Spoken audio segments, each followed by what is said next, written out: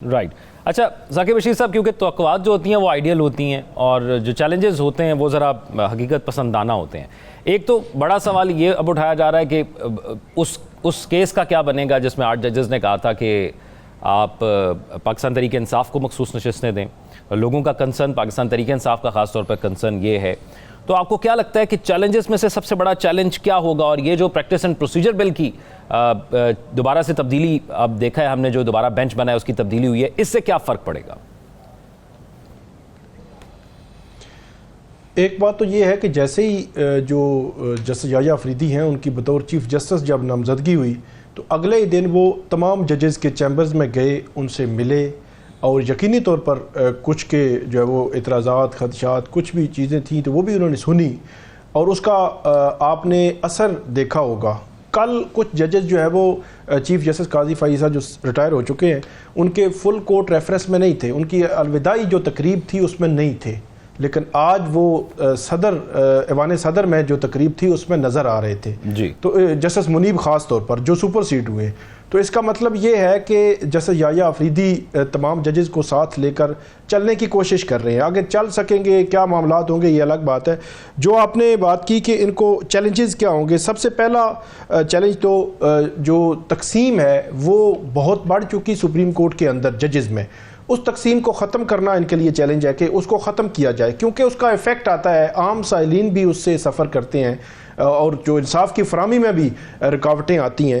پھر جو بات ہو رہی ہے کہ سپریم کورٹ میں جو یا عدلیہ کی جو آزادی ہے وہ بھی کمپرومائز ہوئی ہے آئینی ترامیم کے بعد. انہوں نے اپنی جو سپیچ تھی اس میں اختیارات کی تقسیم انہوں نے کہا پریویل کرے گی. تو اب اس میں 2 اینگلز ہیں. پہلا اینگل جس کا شکوہ حکومت کرتی رہی ہے کہ ایگزیکٹو اور مقننہ کے اختیارات میں جوڈیشری انٹروین کرتی رہی ہے یا وہ اس طرح کے فیصلے آتے رہے ہیں یا 184(3) میں یا مختلف، تو وہ بھی ان کا مطلب یہ ہے کہ وہ بھی نہیں ہوگا لیکن ہمارے اختیارات میں بھی کوئی نہیں آئے گا. تو اس سے دونوں اینگلز آپ دیکھ سکتے ہیں. تو ایسے لگتا ہے کہ آگے چل کر حکومت یا عدلیہ آمنے سامنے بھی آ سکتے ہیں اس نقطے پہ، کیونکہ ابھی جو آئینی ترامیم ہوئی ہیں یہ تو بڑا کلیئر ایک میسج ہے کہ انہوں نے کنٹرول رکھنا ہے بینچز بنانے سے لے کر ججز کی تعیناتی سے لے کر آگے تک. تو یہ ان کے لیے بڑا ایک چیلنج ہوگا. آئینی ترامیم چیلنج ہو چکی ہیں، یہ کون سنے گا، کیسے سنی جائیں گی، ان کو کیسے ہینڈل کرنا ہے، کیونکہ وہ سب سے بڑے بینیفیشری وہ خود ہیں، کیونکہ 3 ججز تھے، تیسرے نمبر پہ ان کی نامزدگی ہوئی ہے. وہ اگر سنی بھی جائیں گی تو اس بینچ پہ وہ نہیں ہوں گے، لیکن اس کو ہینڈل کیسے کرنا ہے یہ دوسرا بڑا چیلنج ہے. آئینی ترامیم پر عمل جو درآمد جو ہے وہ کیسے ہونا ہے، کیونکہ جو جوڈیشل کمیشن آف پاکستان ہے اس میں بظاہر حکومت کی جو ہے وہ اکثریت ہے. اب جو حکومت چاہے گی وہ ہوگا یا جو چیف جسٹس اس جوڈیشل کمیشن کی سربراہی کر رہا ہوگا، 3 اس کے ساتھ سینئر ججز ہوں گے، ایک آئینی کمیشن کا جو جج ہے آئینی بینچز کا سینئر جج وہ ہوگا. تو کس کی چلے گی وہ امپورٹنٹ ہے کہ ان پر عمل درآمد جو ہے وہ کیسے ہونا ہے کیسز کی. پھر اس کے علاوہ جو 3 اقدامات پریکٹس اینڈ پروسیجر ایکٹ جو ہے اس کی کمیٹی کو بحال کیا گیا، جس طرح راؤ صاحب نے کہا، اور فل کورٹ انہوں نے بلا لی. 28 کو یہ پتہ چلے گا کہ فل کورٹ میں کیا ماحول رہتا ہے اور کون کون سے امور جو ہے وہ زیر بحث لاتے ہیں. لائیو سٹریمنگ شفافیت کے لیے آؤٹ سٹینڈنگ سٹیپ ہے. میں سمجھتا ہوں کہ اس کا کریڈٹ ہمیں بالکل چیف جسٹس قاضی فائز صاحب جو ریٹائر ہو چکے ہیں ان پہ تنقید 100 دفعہ کریں گے، لیکن یہ ان کا کریڈٹ ہے. انہوں نے بہت بڑا سٹیپ لیا، کوئی جوڈیشری میں یہ سٹیپ لینے کے لیے تیار نہیں تھا. انہوں نے فل کورٹ بلائی اور لائیو سٹریمنگ دکھائی، لوگوں نے خود دیکھا، خود جج کیا، تنقید بھی کی، تعریف بھی کی، سب کچھ ہوا. لیکن ہمارے سامنے ہوتا ہے کہ کون سا جج کتنے جو ہے وہ جانتا ہے قانون کو اور کس طرف جو ہے وہ جا رہا ہے. سب کچھ جو ہے وہ اس شفافیت کے لیے لائیو سٹریمنگ جو ابھی آئی ہے خبر کہ تمام بینچز لائیو سٹریم ہوں گے، یہ زبردست جو ہے وہ اقدام ہوگا جسٹس یحییٰ افریدی کا.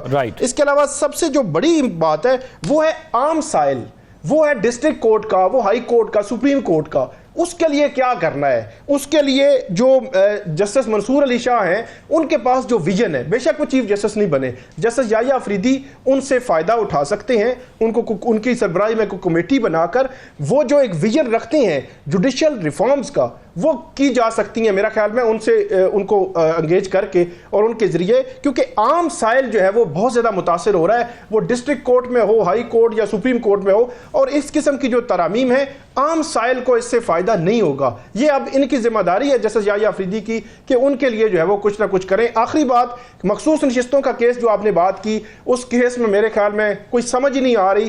13 ججز نے سنا تھا، ابھی آئینی بینچز 5، 7 یا 9 ججز پر بنے گا تو وہ کیسے اس کو کر سکیں گے؟ پھر 8 ججز آلریڈی سپریم کورٹ میں موجود ہیں جنہوں نے اکثریتی فیصلہ دیا ہوا ہے، ان کے علاوہ کیا نظر ثانی سنی جائے گی؟ یہ ایک بڑی کنفیوژن ہے. یہ گورکھ دھندا ہے جو آنے والے دنوں کے اندر اب جو ہے وہ سمجھ آئے گا.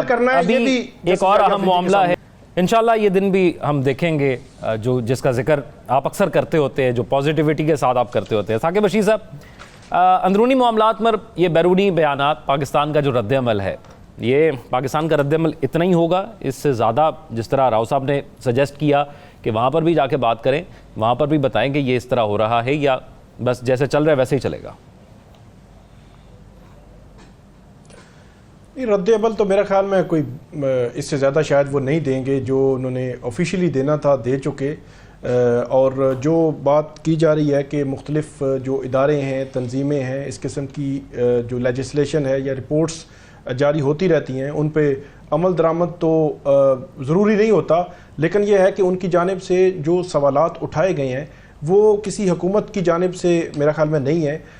انڈیپینڈنٹ جو خط کے علاوہ میں بات کر رہا ہوں، جو انڈیپینڈنٹ جو ادارے ہیں مختلف، ان کی جانب سے جو یہ انڈیپینڈنس آف جوڈیشری کے حوالے سے سوالات اٹھائے گئے ہیں، میرا خیال ہے کہ اس کو اگر ہم انٹرنلی بھی دیکھیں تو یہ سوال تو پاکستان کے اندر بھی جو لوگ جو ہے وہ سمجھنے والے ہیں اس آئینی ترامیم کے اثرات کو، وہ بھی اٹھا رہے ہیں. فار ایگزامپل انہوں نے جو بات کی ہے کہ جو 26ویں آئینی ترمیم ہے، اس سے عدلیہ کی آزادی کو دھچکا لگے گا. تو یہ بات ہم خود بھی ڈسکس کر رہے ہیں کہ ڈیفینیٹلی یہ جو 26ویں آئینی ترمیم ہے، اس کو مطلب ان رپورٹس میں کوئی ایسے ایلیمنٹس آنا، ایسے جو خدشات کا اظہار کرنا جو چیزیں ہم خود ڈسکس نہیں کر رہے، اور وہ ایسی کو ہمارے اندر مداخلت ہے، اس پہ تو ہم بات کر سکتے ہیں، لیکن جو چیزیں ہم خود ڈسکس بھی کر رہے ہیں، آواز بھی مختلف فورمز پہ اٹھا رہے ہیں، ان کو میرے خیال میں اس کو دیکھنا جو ہے، اس میں میرا نہیں خیال کہ کوئی حرج ہے. یہ عدلیہ کی آزادی کی انہوں نے بات کی کہ اس کو دھچکا لگے گا، کہ انڈیپینڈنس آف جوڈیشری کہ آپ جس طرح کی جو آئینی بینچز کی ہم نے بات کی تھی، اور جو رول آف لا ہے، اس سے پھر جب عدلیہ کی آزادی کمپرومائز ہوگی تو اس پہ رول آف لا پہ بھی اس کا اثر آئے گا، کہ جو قانون کی حکمرانی ہے وہ آپ سلیکٹیو چلے گی، کہ حکومت جہاں چاہے گی، جس طرح چاہے گی، اس کو اس طرح استعمال کرے گی. پہلے بھی حالات کوئی زیادہ اچھے نہیں ہیں. پھر انہوں نے جو تیسری بات کی وہ انسانی حقوق کے تحفظ کی بات کی. اب وہ آرٹیکل 199 میں ہم جو ڈسکس کر رہے تھے کہ جو فنڈامنٹل رائٹس ہیں، ان کے حوالے سے بھی جو پٹیشن سلیکٹیو حکومت کے بنائے ہوئے جو آئینی بینچز ہیں ان میں جائیں گی، تو اس سے پھر اس کے اثرات پر بھی اثر جو ہے وہ اٹھتا ہے. اس کے علاوہ انہوں نے یہ بات کی کہ عدالتوں میں جو تعیناتیاں ہونی ہیں، وہاں پہ جو حکومتی اثر و رسوخ ہے بڑھے گا. یہ بات بھی ہم جو ہے وہ بڑی تفصیل کے ساتھ جو ہے وہ کر رہے ہیں. عدلیہ کے اندر جو انتظامی امور ہیں ان میں بھی حکومت کی مداخلت ہوگی. تو انتظامی امور میں یہی ہم بات کر رہے ہیں کہ یہ جو پریکٹس اینڈ پروسیجر ایکٹ آیا، اس میں ابھی حکومت جو دوبارہ سے سوچ رہی ہے کہ 3 کی بجائے 5 جج کر دیے جائیں، اگرچہ وہ سپریم کورٹ میں پہلے ہی آئینی ترامیم کے بعد ڈویژن ہو چکی ہے. تو یہ بات بھی میرے نزدیک تو یہ بات انہوں نے ٹھیک کی ہے کہ عدلیہ کے انتظامی جو معاملات ہیں وہاں پہ بھی، اور سیاسی اثر و رسوخ جو ہے اس میں غیر معمولی اضافہ، کہ حکومت پولیٹیکلی اس کو پھر مینیج کرے گی. جو جوڈیشل کمیشن ہے یا پارلیمانی جو کمیٹی ہے، کہ پارلیمانی committee C J P chief justice of Pakistan اور چیف جسٹس جو high court chief justice of Pakistan کی تعیناتی کرے گی، جو جوڈیشل کمیشن ہے وہ ہائی کورٹس کے چیف جسٹس کی تعیناتی کرے گی. وہاں پہ حکومت کا اثر و رسوخ زیادہ ہے، تو پولیٹیکلی جو پولیٹیکل اینگل ہے کہ سیاسی اثر و رسوخ بڑھے گا. یہ بات بھی جو ہے وہ ان کی نظر میں جو ہے وہ ٹھیک وہ بات کر رہے ہیں. اور جو تحفظ ہے ان کی جو تعیناتیاں ہیں، مطلب ججز کی جو پرفارمنس رپورٹ ہے اس کو حرج نہیں ہے، لیکن ہمارے ہاں یہ چیز بھی مس یوز ہوتی رہی ہے. تو یہ جو پوائنٹس انہوں نے اٹھائے ہیں، میرا یہ خیال ہے کہ، اور پھر وہ بات کر رہے ہیں کہ جلدی میں یہ ترامیم کی گئی ہیں، عوامی رائے جو ہے وہ نہیں لی گئی، یہ جو ہے وہ خفیہ رکھی گئی ہیں ترامیم.